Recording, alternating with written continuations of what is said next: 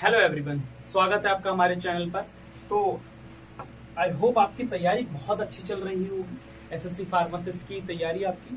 और आज हम स्टार्ट करने वाले हैं हमारे इकोनॉमी सेक्शन से लेक्चर नंबर 3, जिसके अंदर हम इंडियन इकोनॉमी से रिलेटेड कुछ इंपॉर्टेंट एमसीक्यूज को देखेंगे। लेक्चर नंबर 3 होने वाला है ये, और कुछ इंपॉर्टेंट टॉपिक्स को समझेंगे जहां से एसएससी एग्जाम में आपके सवाल बनने, क्वेश्चन बनने की संभावना है। ठीक है, तो बिना देरी करें लेक्चर्स को हम शुरू करते हैं। तो यहीं पर डिस्कस करते हैं हमारा पहला क्वेश्चन। तो बहुत ध्यान से पढ़िएगा question. When was the NITI Aayog established in India replacing the planning commission? Bharat में योजना आयोग के स्थान पर नीति आयोग की स्थापना कब हुई थी?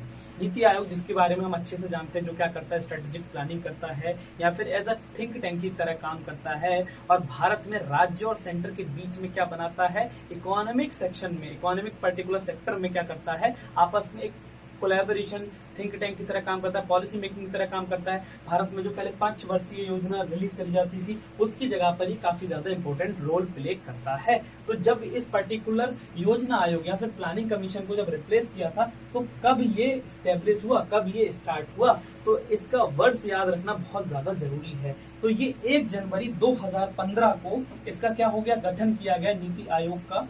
आपका 1 जनवरी 2015 को नीति आयोग का, national institution for transforming India का गठन 1 जनवरी 2015 को केंद्रीय मंत्रिमंडल के प्रस्ताव के माध्यम से किया गया था। यह भारत सरकार के थिंक टैंक के रूप में क्या करता है, कार्य करता है।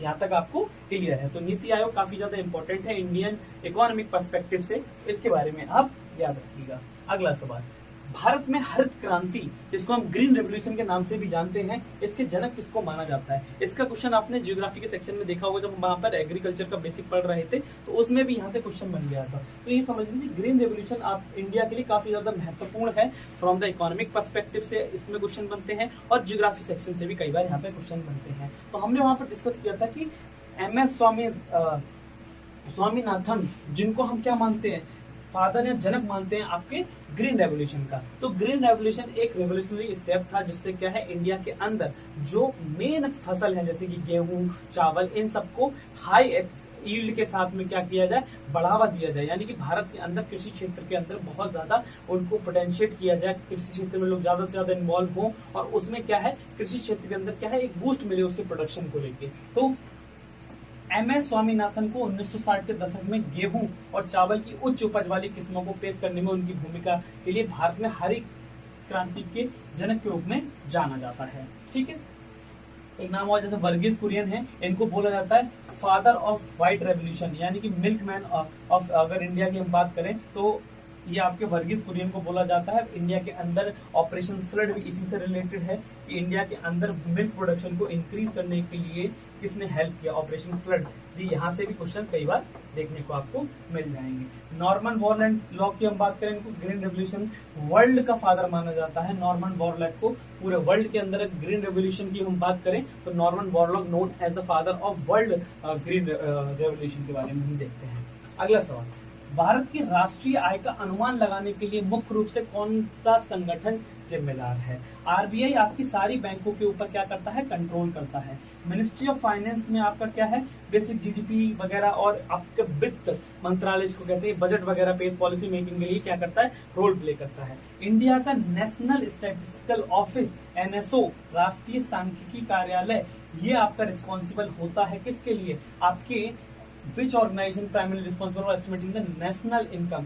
भारत की नेशनल इनकम को कैलकुलेट करने के लिए, GDP को निकालने के लिए सबसे ज्यादा रिस्पॉन्सिबल कौन होता है, किसका ये रोल होता है, NSO का रोल होता है, राष्ट्रीय सांख्यिकी कार्यालय। नीति आयोग तो अभी हमने जस्ट देखा, ये क्या कहते हैं, पॉलिसी मेकिंग करता है, थिंक टैंक की तरह काम करता है इंडिया के अंदर। ठीक है, तो सांख्यिकी और कार्यक्रम कार्यान्वयन मंत्रालय MOSPI के तहत राष्ट्रीय सांख्यिकी कार्यालय NSO भारत में राष्ट्रीय आय और GDP का अनुमान लगाता है। CSO और NSSO के विलय करके NSO बनाया गया था, जो कि इंडिया के अंदर नेशनल इनकम कितनी है, GDP कितनी है, इन सब के बारे में कैलकुलेशन करता है, और इंडिया के एग्जैक्ट नेशनल इनकम को ये निकालने का कार्य करता है। अगला सवाल, भारत में वस्तु एवं सेवा कर GST कब लागू किया गया था? तो GST के बारे में तो हम सब जानते हैं। GST भाई साहब जब लागू किया गया था, काफी ज्यादा एक इंपॉर्टेंट स्टेप था गवर्नमेंट के द्वारा। सारे के सारे जो डायरेक्ट इनडायरेक्ट टैक्स हैं टैक्स हैं उनको एक टैक्स बनाने के लिए जीएसटी का प्रावधान दिया गया और जीएसटी को क्या किया गया, रिलीज किया गया। तो हम इसको अच्छे से जानते हैं। 2017 में 1 जुलाई को इसको क्या किया गया था, लॉन्च किया गया था। 2017 1 जुलाई, ठीक, 1 जुलाई को इसको क्या किया गया था, लागू किया गया था। जीएसटी को 1 जुलाई 2017 की मध्य रात्रि को लागू किया गया था।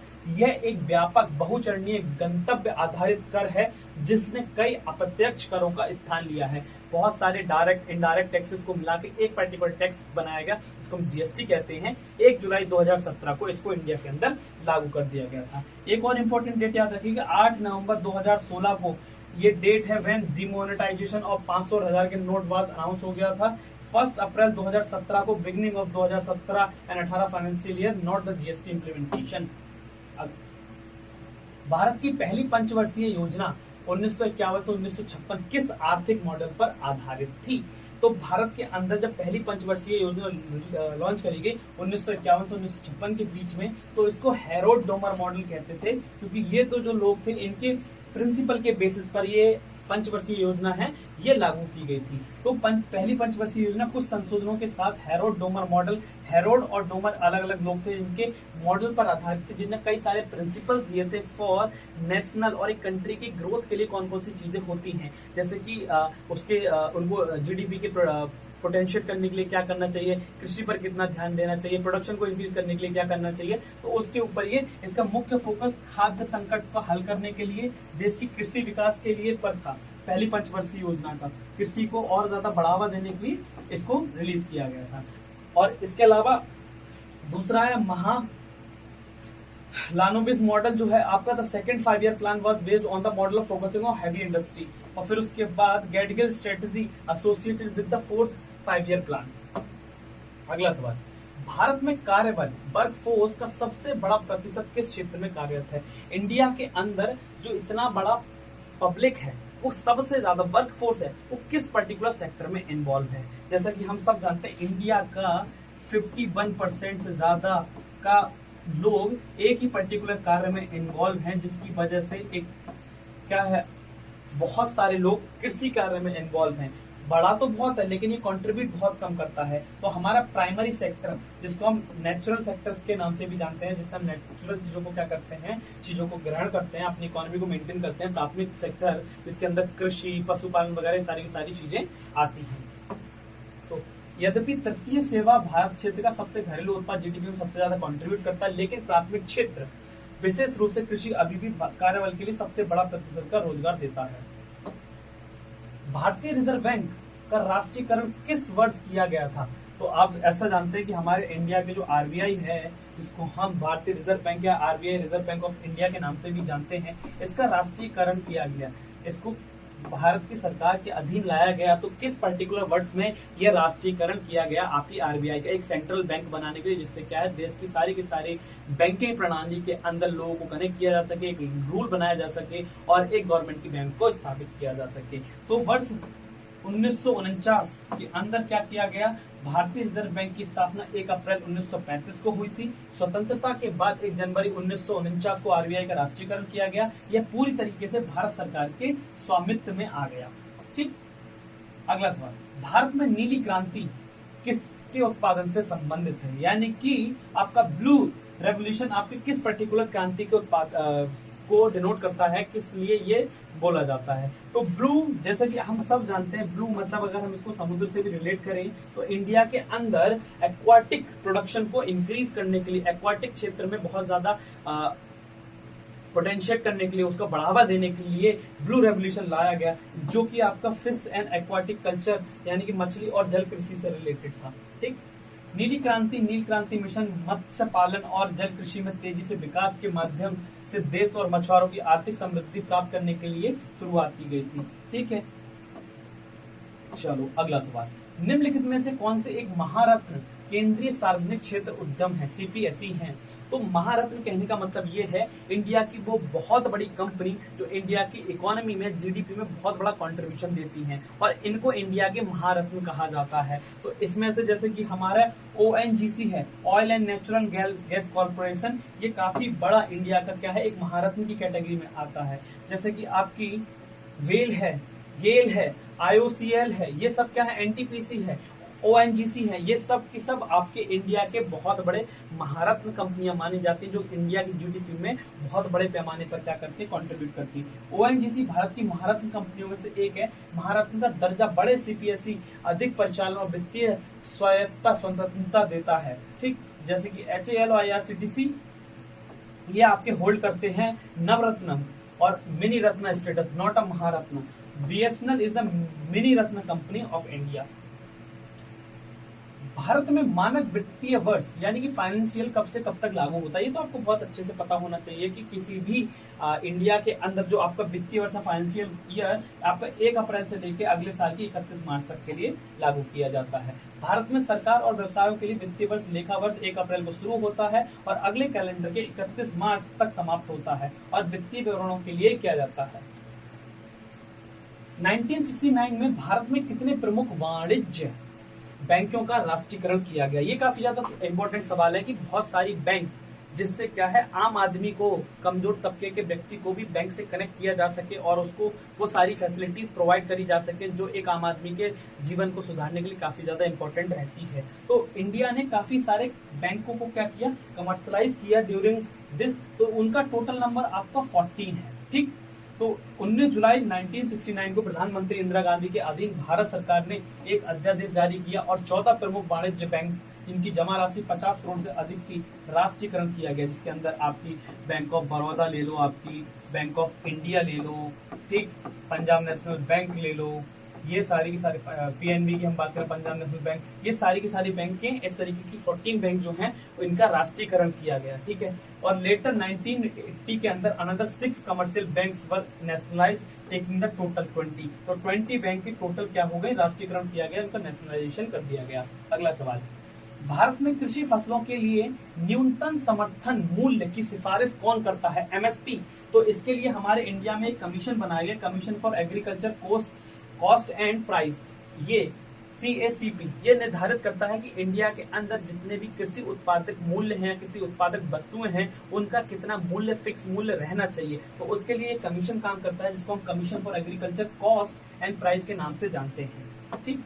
तो कृषि लागत और मूल्य आयोग सरकार को अनिवार्य फसलों के लिए MSP की सिफारिश करता है। हालांकि MSP तय करने का अंतिम निर्णय आर्थिक मामलों में मंत्रिमंडलीय समिति CCA के द्वारा लिया जाता है, बट ये क्या करता है, एज अ रिक्वेस्ट की फॉर्म में या फिर सजेशन की फॉर्म में काम करता है। भारत में प्रमुख आर्थिक सुधार LPG उदारीकरण, निजीकरण, वैश्वीकरण किस वर्ष शुरू किए गए थे, यानी कि in which year were the major economic reforms LPG जिनको हम कहते हैं लिबरलाइजेशन, प्राइवेटाइजेशन और ग्लोबलाइजेशन इंट्रोड्यूस किया गया इंडिया के अंदर। तो इंडिया के अंदर और ज्यादा इंडिया की GDP की ग्रोथ करने के लिए, इंडिया के GDP को और बढ़ावा देने के लिए, इंडिया को और ज्यादा अच्छा बनाने के लिए हमारे इंडिया के अंदर बहुत बड़े मेजर इकोनॉमिक रिफॉर्म्स किए गए। और ये मेजर इकोनॉमिक रिफॉर्म्स को हम LPG के नाम से जानते हैं, लिबरलाइजेशन, प्राइवेटाइजेशन और ग्लोबलाइजेशन। ये आपके 1991 के अंदर लागू किए गए थे और इनका मनमोहन सिंह ने इसको इंट्रोड्यूस किया था 1991 में। This open the Indian economy to the world. भुगतान संतुलन के गंभीर संकट का सामना करते हुए भारत सरकार PM PV नरसिम्हा राव और वित्त मंत्री डॉक्टर मनमोहन सिंह ने 1991 में LPG सुधार किए।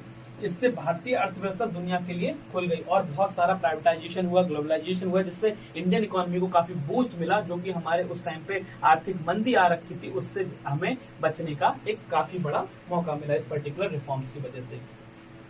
भारत में प्रतिभूति बाजार, जिसको हम शेयर मार्केट भी कहते हैं, कौन सी संस्था नियंत्रित करती है? तो आप सब जानते हैं, आप शेयर मार्केट के बारे में, शेयर मार्केट को यूज करते हैं और इसको कंट्रोल के हमारे इंडिया के अंदर एक ऑर्गेनाइजेशन बॉडी बनाई गई है, वो आपके जो भी हमारे प्रतिभूति बाजार है या शेयर मार्केट है उसको कंट्रोल करती है। तो उसका नाम आप सब जानते हैं, सेबी के नाम से हम जानते हैं। सेबी क्या होती है आपकी? Securities and exchange board of India, SEBI, ठीक है। ये कंट्रोल करती है आपका पूरा का पूरा शेयर मार्केट।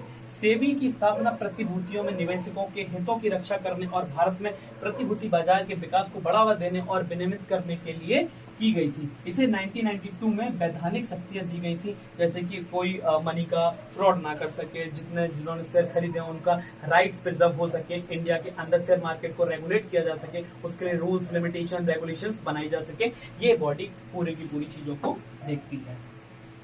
नाबार्ड की स्थापना किस पंचवर्षीय योजना के दौरान की गई थी? नाबार्ड क्या है? आपका कृषि को और ज्यादा प्रमोट करने के लिए, कृषि को ऋण प्रदान करने के लिए, कृषि को बहुत ज्यादा और पोटेंशिएट करने के लिए एक योजना लॉन्च करी गई थी, पंचवर्षीय योजना। और ये पंचवर्षीय योजना आपकी 6th पंचवर्षीय योजना थी। तो ये कृषि और ग्रामीण विकास के लिए राष्ट्रीय बैंक नाबार्ड की स्थापना की गई थी 12 जुलाई 1982 को।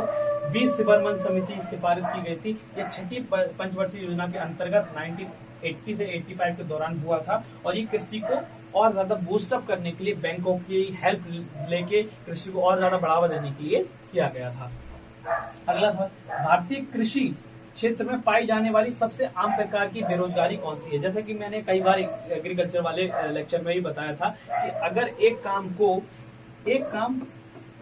2 लोग कर सकते हैं, बट उसमें क्या है 5 लोग और लगे हुए हैं, जबकि एक काम 2 लोगों की हेल्प से किया जा सकता था। तो ऐसी बेरोजगारी जो कृषि के क्षेत्र में हमें देखने को मिलती है, हम उसको डिस्टिंग्विश अनएम्प्लॉयमेंट कहते हैं। इसको प्रच्छन्न या छुपी हुई बेरोजगारी का नाम दिया जाता है, जो हमें कृषि के अंदर देखने को मिलती है। प्रच्छन्न बेरोजगारी तब होती है जब किसी काम में आवश्यकता से अधिक लोग लगे होते हैं। भारत कृषि में पूरे परिवार छोटे खेतों पर काम करते हैं, जहाँ कुछ सदस्यों को हटाने से कुल उत्पादन कम नहीं होगा। अगला सवाल, भारत में कृषि और ग्रामीण ऋण प्रदान करने वाली संस्था कौन सी? जैसे कि मैंने अभी बताया, आपकी 6th जो फाइनेंशियल प्लानिंग थी, 5 ईयर पंचवर्षीय योजना थी, उसके अंदर नाबार्ड एक सिस्टम बैंक लॉन्च किया गया था, जो कि कृषि में लोन कहा, ऋण कहा, उसको प्रदान करने में हेल्प करता है, जिससे क्या है कृषि को और ज्यादा पोटेंशिएट मिल सके, कृषि को और ज्यादा बढ़ावा मिल सके। तो ये आपकी कौन सी थी? नाबार्ड, इसके लिए बॉडी बनाई गई थी, ये हेल्प करती है। ठीक, नाबार्ड भारत में सहकारी बैंकों और क्षेत्रीय ग्रामीण बैंकों आरआरबीज को विनियमित और पर्यवेक्षण करने वाला सर्वोच्च प्राधिकरण है। इससे ग्रामीण को बढ़ावा देने के लिए, ग्रामीण विकास को बढ़ावा देने के लिए काम सौंपा गया है। भारत सरकार द्वारा मेक इन इंडिया पहल कब शुरू हुई थी? जैसे कि आपके पीएम मोदी आए और उन्होंने बहुत ज्यादा जोर शोर बताया इस चीज पे। तो पीएम मोदी 2014 के बाद आए, तो मेक इन इंडिया की शुरुआत भी उसी टाइम से हुई थी। 25 सितंबर 2015 को प्रधानमंत्री नरेंद्र मोदी द्वारा शुरू की गई थी। इसका मुख्य उद्देश्य निवेश को सुविधाजनक बनाना, नवाचार को बढ़ावा देना और विनिमय बुनियादी ढांचे का निर्माण करना था। Innovation, enhance skill development and build best in class manufacturing infrastructure inside the India. Make in India का सिंपल सा कॉन्सेप्ट ये है कि अपने इंडिया के अंदर इनोवेशन और टेक्नोलॉजी और प्रोडक्शन को इंक्रीज करना। भारत की मौद्रिक नीति एमपीसी की अध्यक्षता कौन करता है? तो हम सब जानते हैं एमपीसी की अध्यक्षता, मौद्रिक की नीति समिति के अध्यक्ष गवर्नर ऑफ आरबीआई करता है। मौद्रिक नीति समिति केंद्र सरकार द्वारा गठित 6 मेंबर्स या 6 सदस्यीय समिति, इसकी अध्यक्षता भारतीय रिजर्व बैंक आरबीआई के गवर्नर करते हैं। ये मुद्रास्फीति लक्ष्य को प्राप्त करने के लिए नीतिगत ब्याज दर, रेपो रेट, थोड़ा सा नेटवर्क एरर हो गया था। तो हम नेक्स्ट क्वेश्चन हमारा देख रहे थे कि महारत्न, नवरत्न और मिनी रत्न सब किससे संबंधित है? तो ये पर्टिकुलर चीज है, जैसे कि हमने पढ़ा महारत्न, नवरत्न। महारत्न हमने अपने इंडिया की वो कंपनियों के बारे में पढ़ा था जो बहुत बड़ा कंट्रीब्यूशन करती है हमारी जीडीपी के अंदर। यहाँ बहुत बड़ी बड़ी वो कंपनियां हम जिनके बारे में जानते हैं। तो क्या ये प्राइवेट कंपनियों के बारे में था? यहाँ पर हम बेसिकली गवर्नमेंट कंपनियों के बारे में बात करते हैं। तो पब्लिक सेक्टर अंडरटेकिंग पीएसयू, सार्वजनिक क्षेत्रों के उत्क्रम में करने वाली कंपनियां, उनको हम महारत्न, नवरत्न और मिनी रत्न के नाम से जानते हैं। ये दर्जे भारत सरकार द्वारा केंद्रीय सार्वजनिक क्षेत्र उद्यम यानी सीपीएसई को उनके वित्तीय प्रदर्शन के नेवल मूल्य और राजस्व के आधार पर प्रदान किए जाते हैं। क्लियर है यहाँ तक? भारत में ऑपरेशन फ्लड किस उत्पादन से संबंधित है? जैसा कि मैंने आपको बताया था, इंडिया के अंदर मिल्क प्रोडक्शन को बूस्ट अप करने के लिए, उसको पोटेंशिएट करने के लिए, उसको बढ़ावा देने के लिए इंडिया के अंदर एक ऑपरेशन लॉन्च किया गया था, जिसको हम ऑपरेशन फ्लड के नाम से जानते हैं। ऑपरेशन फ्लड के नाम से जानते हैं। ठीक, ऑपरेशन फ्लड। ठीक है, और ये हमारे किसके मिल्क प्रोडक्शन को इंक्रीज करने के लिए रिलीज करा गया था। वर्गीस कुरियन, जिनको मिल्कमैन ऑफ इंडिया भी कहते हैं, Verghese Kurien, doctor Verghese Kurien. Operation flood launch in 1970 was the world's largest dairy development program spearheaded by Dr. Verghese Kurian.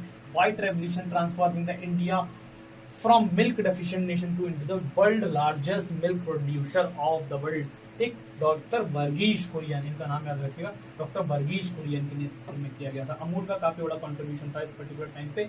Bharat में मुद्रास्फीति, इन्फ्लेशन को मापने का नीतिगत दरें निर्धारित करने के लिए आरबीआई द्वारा मुख्य रूप से किस सूचकांक का उपयोग किया जाता है? तो यहाँ पर इन्फ्लेशन, या फिर हम बात करें which index is primarily use RBI to measure the inflation set policy rate in India, तो यहाँ पर जो सीपीआई है, कंज्यूमर प्राइस इंडेक्स है, उसको कैलकुलेट किया जाता है। सीपीआई को 2014 में भारतीय रिजर्व बैंक आरबीआई ने मौद्रिक नीति को डिजाइन करने और लक्षित करने के लिए मुद्रास्फीति के प्रमुख उपाय के रूप में उपभोक्ता मूल्य सूचकांक सीपीआई को अपनाया था, जिससे हम डायरेक्ट इन्फ्लेशन की कैलकुलेशन को कर सकते हैं।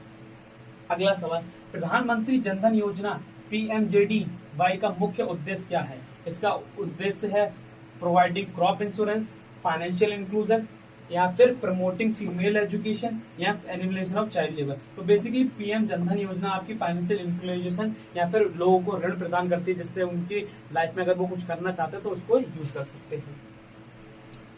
अगस्त 2014 में शुरू की गई प्रधानमंत्री जनधन योजना वित्तीय समावेश पर एक राष्ट्रीय मिशन है। इसका उद्देश्य बैंकिंग, बचत खाते, प्रेरणा, ऋण, बीमा और पेंशन जैसी वित्तीय सेवाओं तक सभी की पहुंच सुनिश्चित करना अनिवार्य किया गया है।